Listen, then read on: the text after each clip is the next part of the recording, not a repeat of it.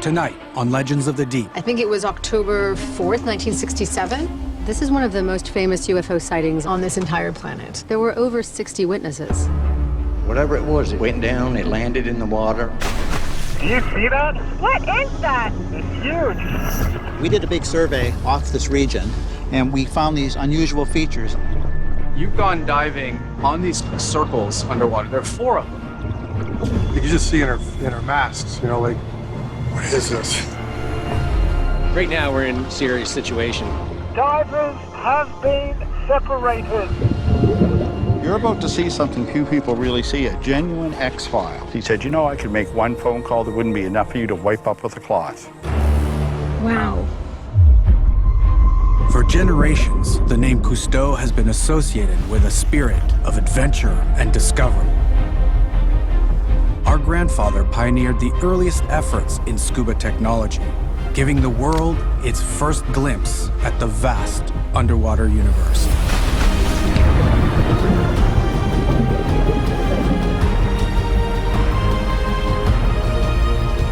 Our grandfather devoted his life to ocean exploration, and now we are picking up where he left off.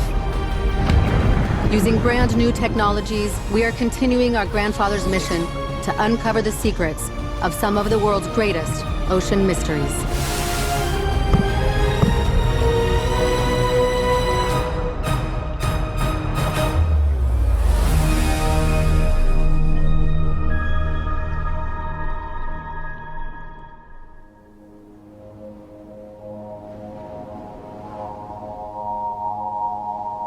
Shag Harbour, Nova Scotia.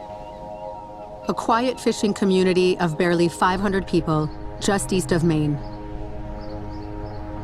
On October 4th, 1967, the switchboard of this unassuming town was lit up by phone calls reporting a strange phenomena in the sky above.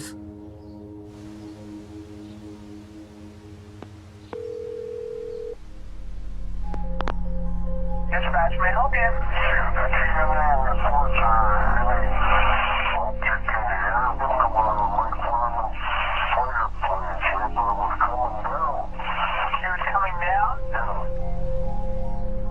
The events that night left the community forever changed, and ever since, searching for information about what it was that fell from the sky. I swear to God, 4 calls on an unidentified flying object. There were dozens of credible witnesses, including 3 police officers. All reports stated whatever it was impacted the surface of the water. Some bystanders even claimed to have seen it submerge and travel elsewhere. Exactly what happened that night remains unclear.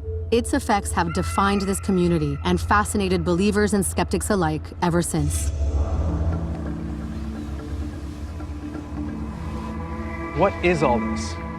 There is a staggering amount of information on this UFO sighting. There were dozens of witnesses who reported seeing something unusual in the sky very close to shore. Bright lights.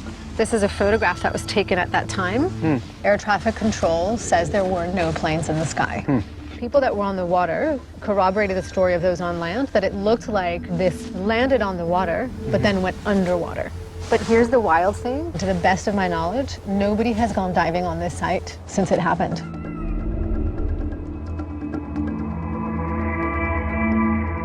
Let's go diving.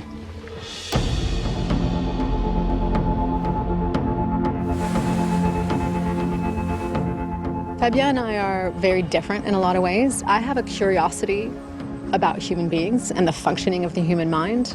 I'm a bit more of a science geek, a bit more of a technology junkie.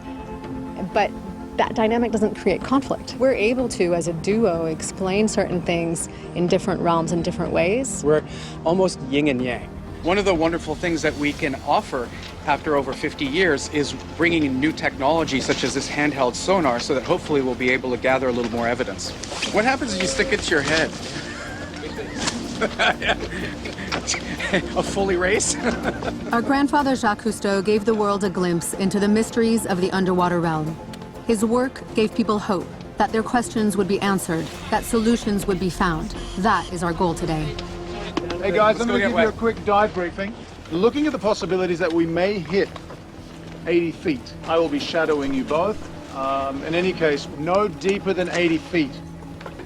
Chapman is here as our chief diver. He wants to make sure that under all conditions we are safe. Chapman and I have known each other since we were 17. We've been diving on many expeditions, starting with my grandfather's boats. I take care of things like environmental conditions, make sure that their gear is working and will not fail them on their dive. Basically, I give them the opportunity to go and do what they want with full focus. Let's have a good dive.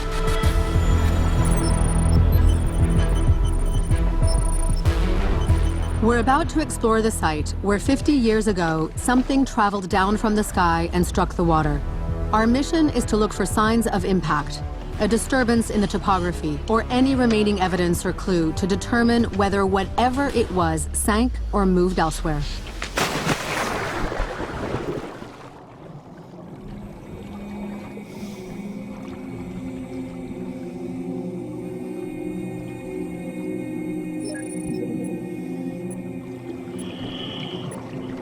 Surface copy, this is dive team. We are descending slowly. Visibility down the line is about 20 feet. Dive team. Roger that. Receiving loud and clear on this end. 5 for 5.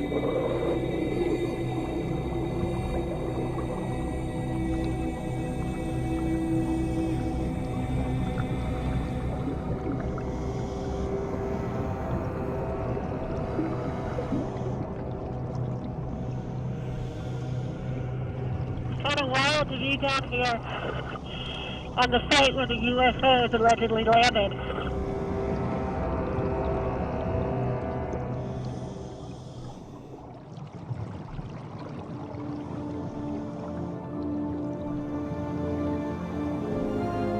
The bottom is very silty. The visibility is really low. If there was something here, I'm not even sure we'd be able to see it. It could be hiding 3 feet away, and we'd have no idea.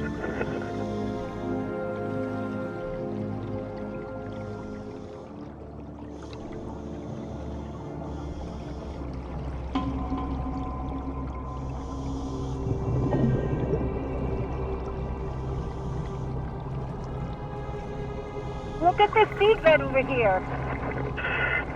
There are lots of pockets for debris to hide.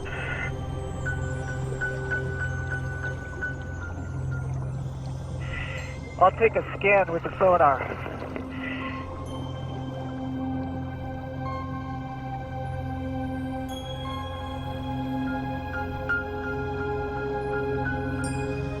A body with last lung in open sea, with pieces of clothing like a helmet, a seatbelt, things like that.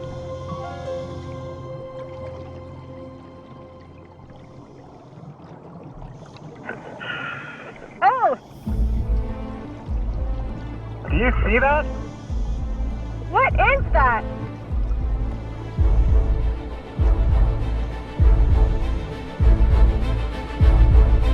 It's huge!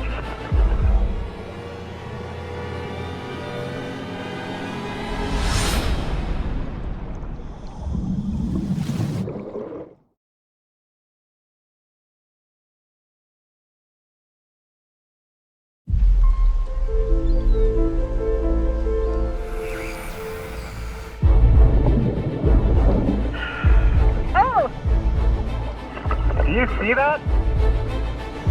It's huge!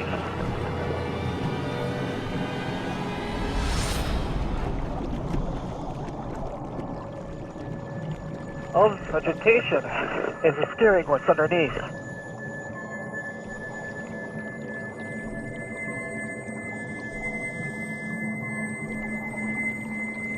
The sonar isn't picking up anything irregular.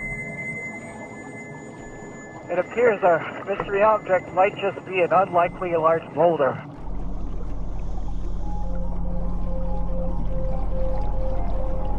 Okay, folks.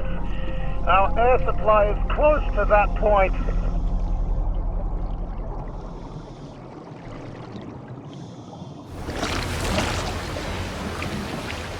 Here you go. How are you? You okay? Yeah, good. Okay.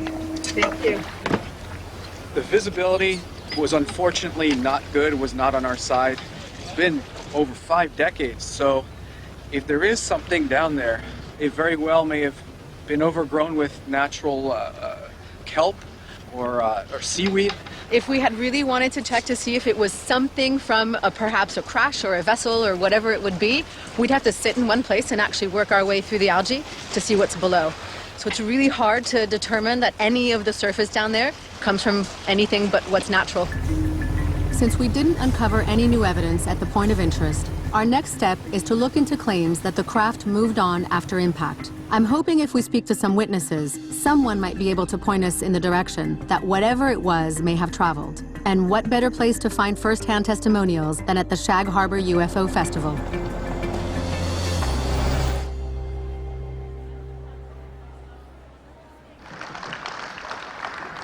My name's Norman Smith. I was 17 years old, and we were on our way home. Whatever it was, it went down, it landed in the water. My uncle Lawrence had a boat, fishing boat, and we went out in Shag Harbour Sound. We watched and we steamed all around where we thought that this light went down. We went through this patch of orange foam, and we thought that night we was going to find bodies and parts and pieces of plane, but we didn't find anything. I'm a little tiny bit emotional.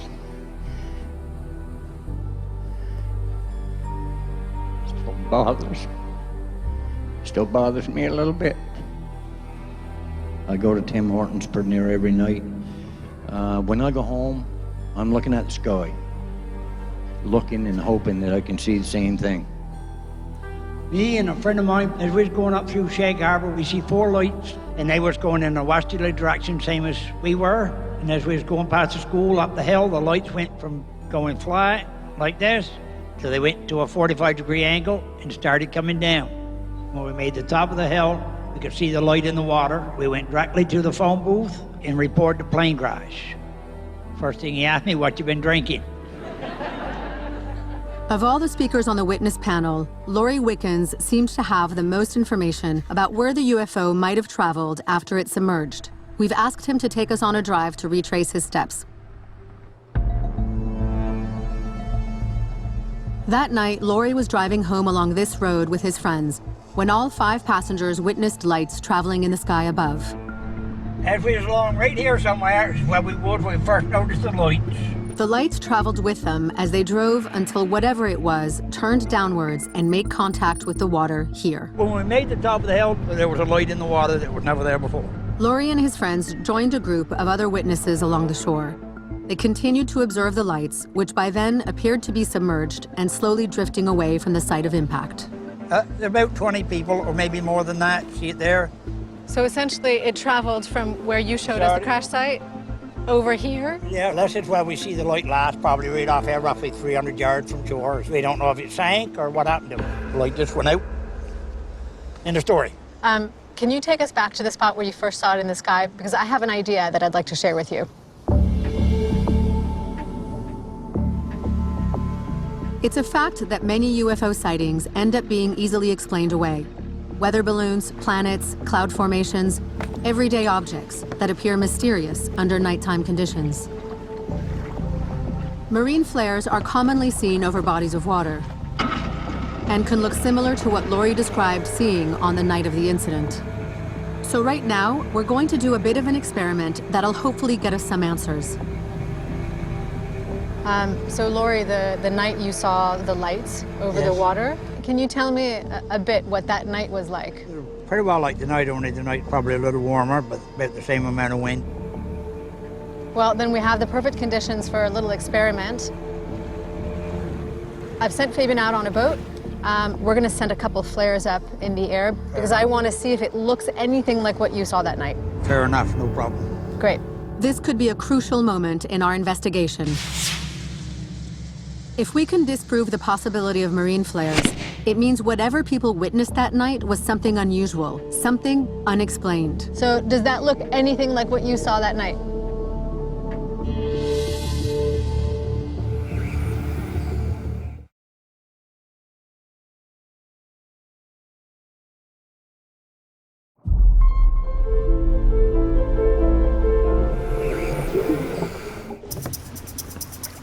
Considering a good number of UFO sightings end up being the result of easily explained everyday occurrences, we're doing an experiment to make sure that Laurie's eyes were not deceiving him on the night of the incident in 1967.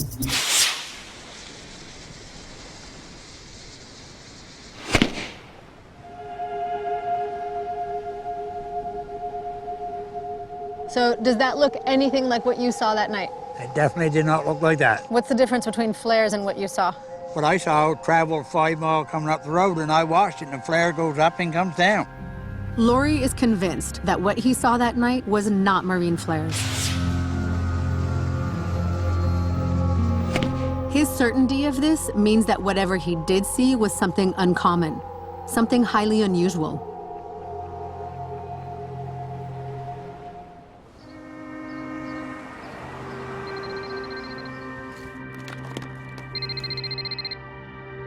Hello? Word has gotten around that the Kustos are in town investigating, and we've been getting a lot of calls from people wanting to share their opinions of the incident. Well, that's really interesting.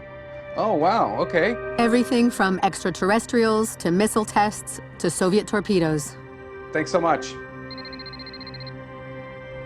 Hello? But then we got a call from a local marine geologist named Gordon Fader. Oh, hello there. Hi, Fabian. How are you? You must be Gordon. Yes, pleased to meet you. He did a scan of the seabed floor in the mid-'80s and uncovered something unusual in the area in which the UFO was said to have moved after submerging. We did a big survey off this region, and we found these unusual features, and these are extremely different than anything else we found out here. Yes, that's them there. There's 4 of them in this pattern. The regularity of that pattern, it smacks of a jack-up oil rig or maybe a barge, but we know of no activity this far offshore. The markings on Gordon's scan seem to suggest the base of some kind of craft or non-natural structure located downstream from the point of impact. This leads us to think that they could be related and are worth investigating. Now, these are from 1988, correct? Yes, that's correct. Did you ever go back and rescan with newer technology? No, we didn't. We never really went back and looked at them. But it certainly is unusual, and I think it should be investigated further. Gordon knows a local diver named David Savette who claims to have witnessed these circles firsthand and is an expert on local tides. He has agreed to return to the site and dive the anomalies with us at the first available tide window. Timing is essential if we want to see the anomalies up close.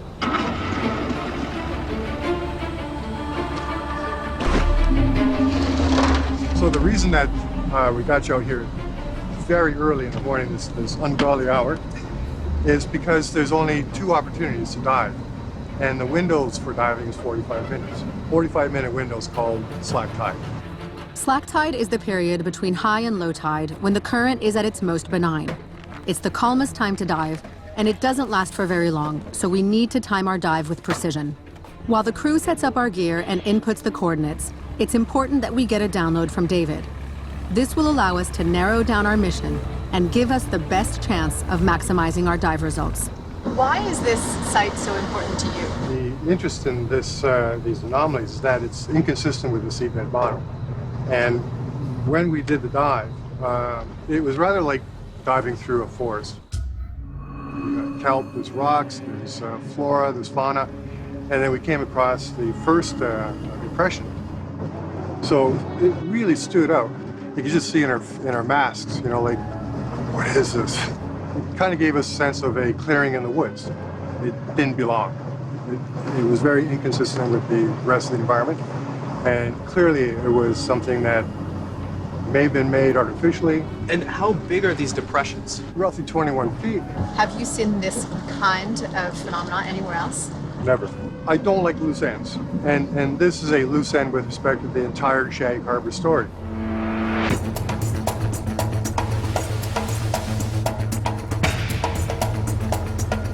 We gotta get the gear on because the moment we get there, we need to be ready to get in the water. If we go down too late, there's so much current that will jeopardize not only the dive itself, but we also might actually put people in danger. The reason that it's so dangerous is because when the tide changes, the current speeds up and it could carry us out to sea.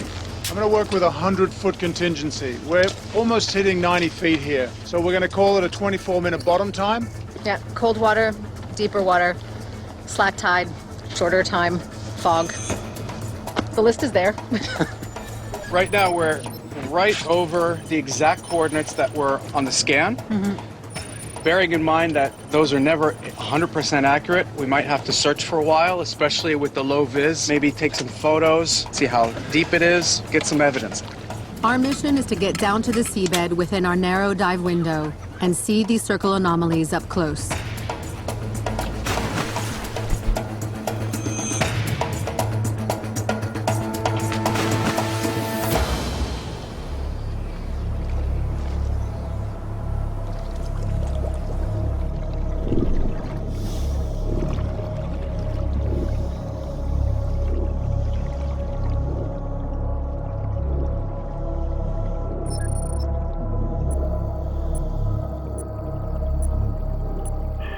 Is everybody registering this current?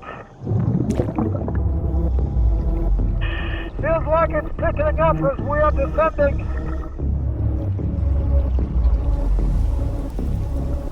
I thought this was supposed to be slack tide.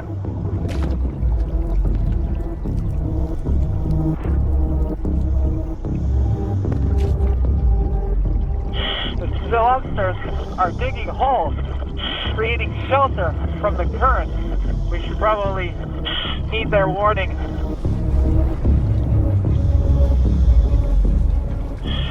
Surface, copy. Topside diver, go ahead. We are flagged from the wind down here. I'm quickly gonna go through our hair down here. Let's get out of here. Roger that, diver's surfacing.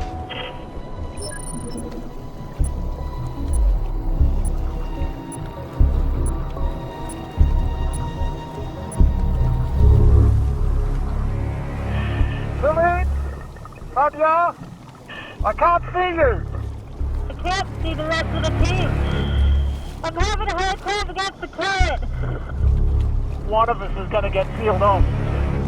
Surface, this is Captain. Divers have been separated. I repeat, divers separated. This is Captain. Can you hear me? Селин, can you hear me?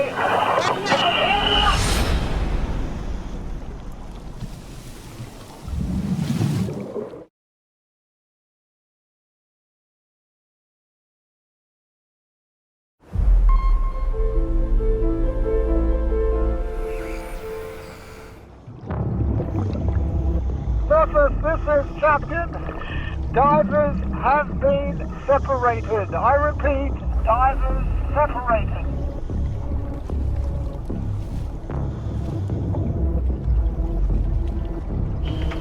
Hey Garrett, keep an eye out for their bubbles. Make a big wide circle, nice and slow, to see if you can see any bubbles of stray divers. Right now we're in a mildly serious situation.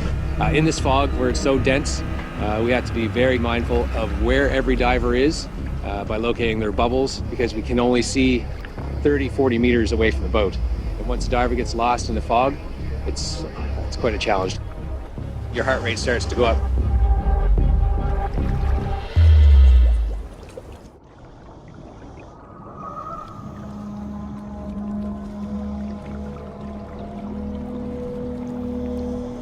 Captain, can you turn a light on?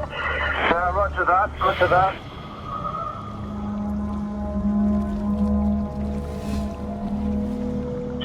Can you swim against the current? I will swim with it. I think we'll meet up. I see your light, Captain. I see it too. There you are. Here we all are.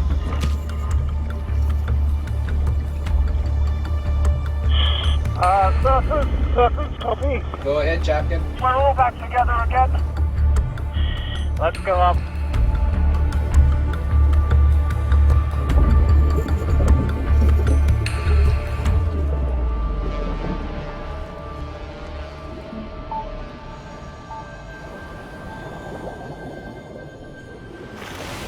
The current seemed okay as we were going down the line. And then the moment we got a bit deeper... Yeah, it started cranking up. Well, you're just seeing all this algae fly by you. You're burning air. I know. Just trying to crawl your way forward up the current. The current was way too strong. Well, because we weren't really able to do much on this dive because of the current, we're going to have to do another dive. Now we've missed the slack window slot, if you want, and our next slot we need to really hit that right on. Yeah, about 6 hours for the next slack tide. Yes. The biggest difference between what we experienced in 2009 and today is that the bottom was very sandy, very little rock and gravel. And so that kind of makes me think that we were in the wrong place.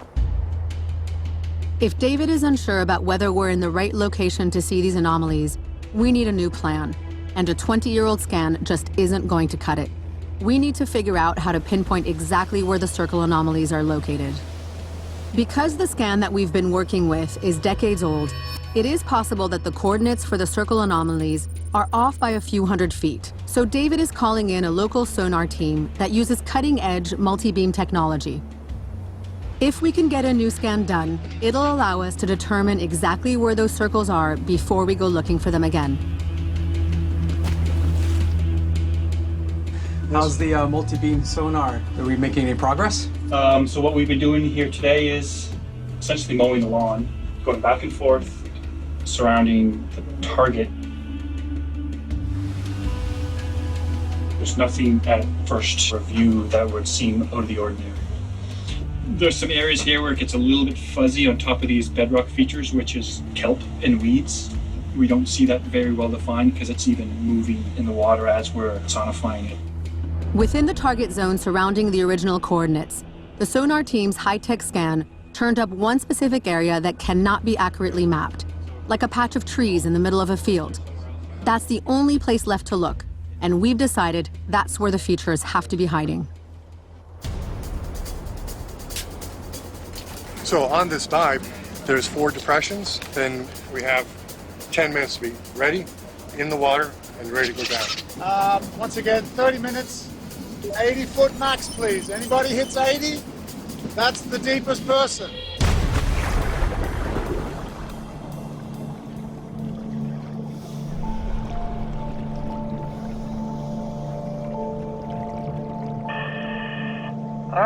There's little to no current. This is much more manageable than last time.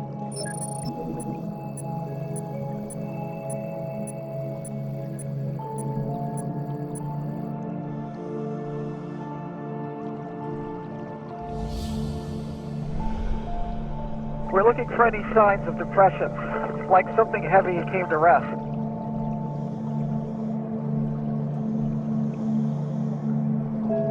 Everyone's assuming it was an aircraft. But to travel this far from Shag Harbour, it probably has to be amphibious.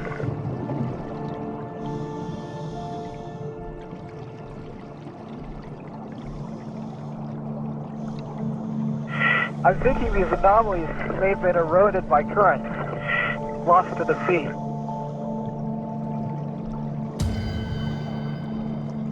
Maybe it's time to broaden the search.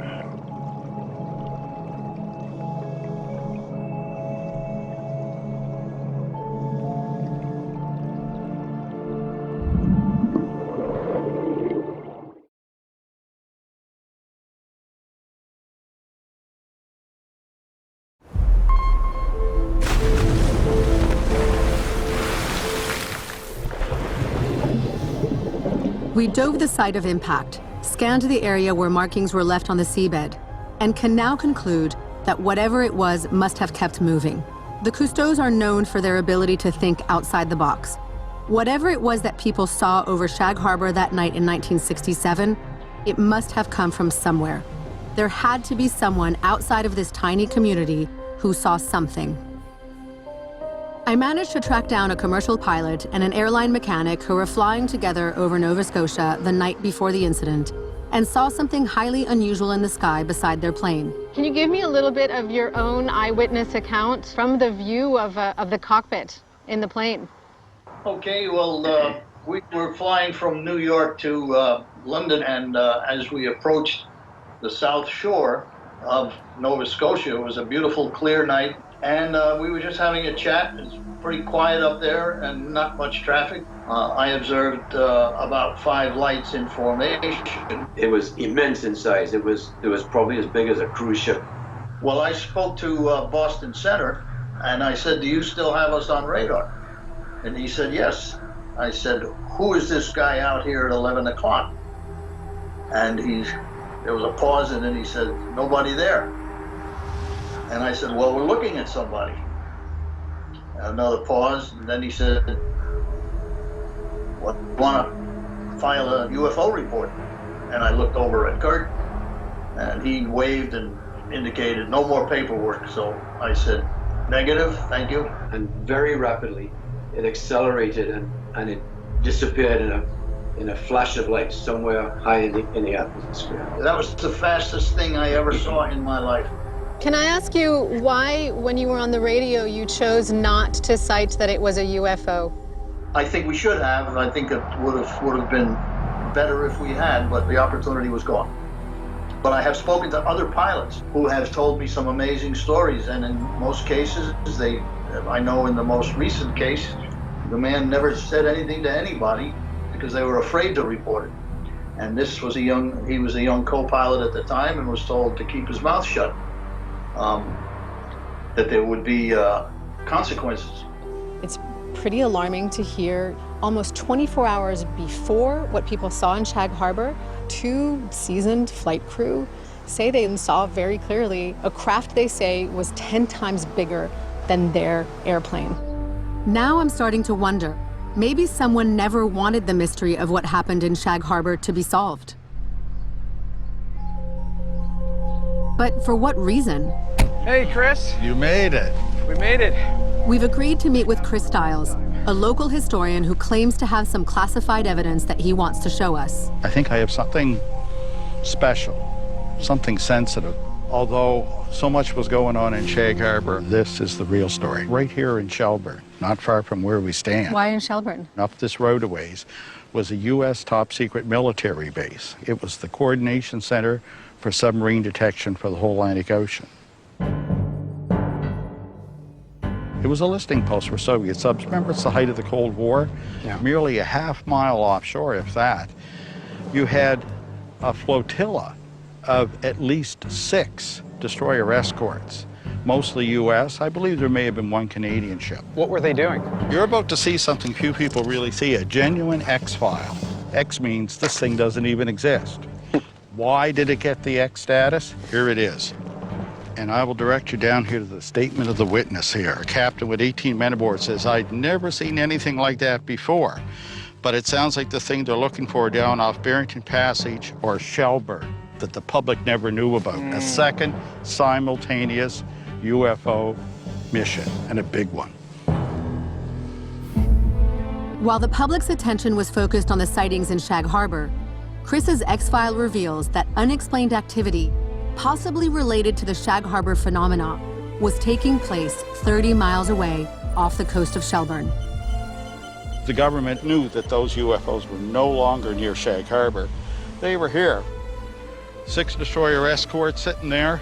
They were holding station, supposedly over 2 UFOs that were setting down on the seabed, and one was lending assistance to the other, giving it repairs. These ships were sent there with the intention of an attempt at recovery. But once the divers went in the water and they looked down and saw there was still activity going on, the decision was quickly made by the brass, observation only. So these are the divers that told you this? Yes. Has this been actually corroborated by the military? When I found one of the high-ranking officials here, one of the COs, I got him on the phone and he said, "You know, I could make 1 phone call that wouldn't be enough for you to wipe up with a cloth." Wow. Chris, has anybody gone searching there since then? I'm not aware of any other civilian effort since back in the day. What I'm hoping is that you guys feel as I do, that you would like to be perhaps the first.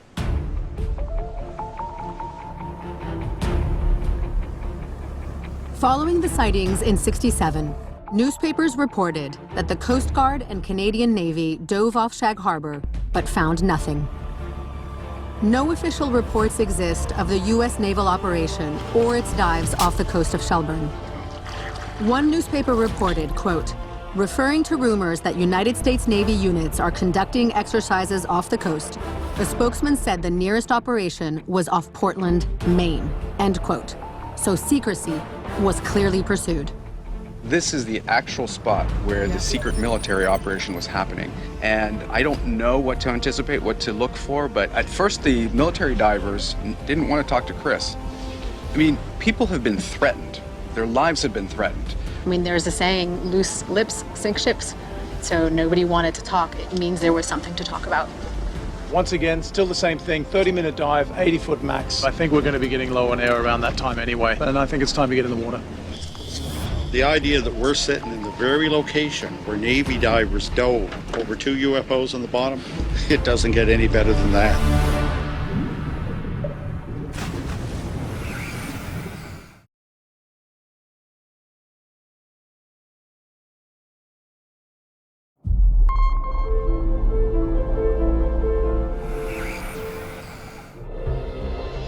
We are anchored off the coast of Nova Scotia, about to dive the site of a top-secret U.S. naval operation that took place in 1967.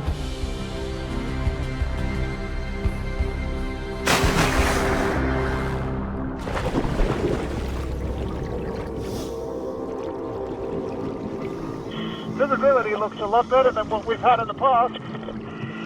I wonder if it was this clear beneath that flotilla in 67. 6 destroyers is a massive operation.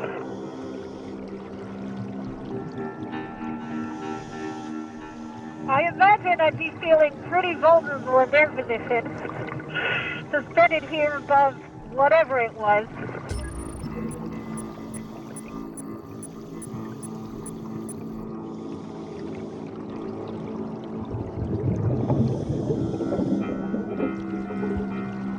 Remember to keep an eye out for any metal, debris of any kind, be it military or otherwise. Do you hear that? There's a strange frequency in my comm. Mine seems clear. The military orders the divers to observe the UFO only.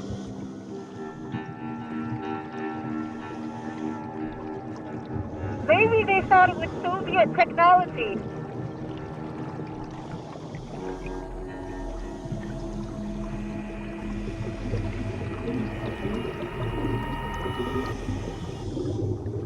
This is a high-traffic fishing area. We should be seeing some nets, traps, something. There was a top-secret military base here. Maybe the secrets they were protecting were their own.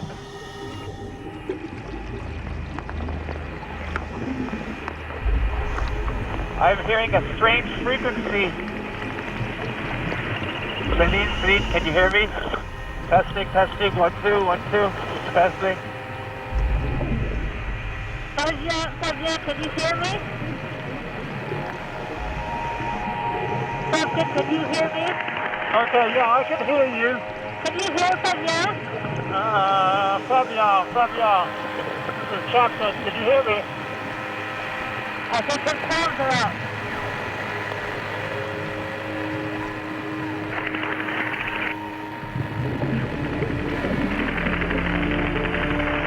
I'm hearing some strange little noises. Like little chuck. Hello, can you hear me? Check comms, Fabien, can you hear me now? I can hear you again. That's really weird. I couldn't hear you at all, but I was definitely hearing voices.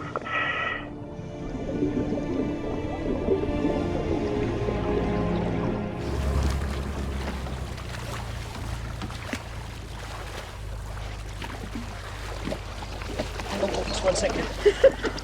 Thank you. You're welcome. Keep walking down. Wonderful. Let's get this off. What do you got? Here's one sec. I can tell you, Yes. it's really cold. But essentially the surface down there is relatively flat. Not a lot of life. No kind of bottom trauma, no old rusting equipment, no? Not anything in the area in which we looked. I suppose they cleaned up pretty good after themselves. Of course, they had every motivation to. No, I've got to say that some of the things that happened down there were a little strange. For example, I don't know what went on with the comms. The comms were working just fine. My comms went out. Coming back up, I was hearing chatter, but it wasn't our chatter. It was very far off, like a radio signal from far, far, far away. And then finally at our safety stop, the comms started working again. When you were hearing that chatter, was it like a tick, tick, tick, tick, tick, tick, tick, tick, tick, tick, tick, There was definitely... I heard something along those lines. It almost sounded like a radio was trying to turn on. Yeah, so there's definitely a little bit of that, and I could actually hear discernible voices, but I couldn't hear what they were saying. Yeah. I mean, what could that be? Are they transmitting underwater? I have no idea. I have no idea. They who? Aha.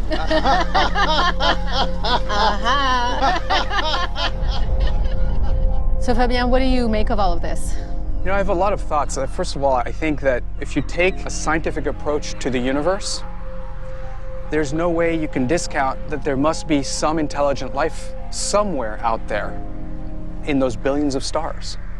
But I just don't really think I can walk away thinking this is a UFO, just like I can't really equate it to being anything else. And the people we talked to aren't necessarily defining it as life from another planet. They're just wanting to understand what it was. Perhaps we're walking away not knowing exactly what it was. Doesn't mean it didn't happen. Perhaps the tides have disguised any remaining underwater evidence that holds the answer. But the truth may surface one day.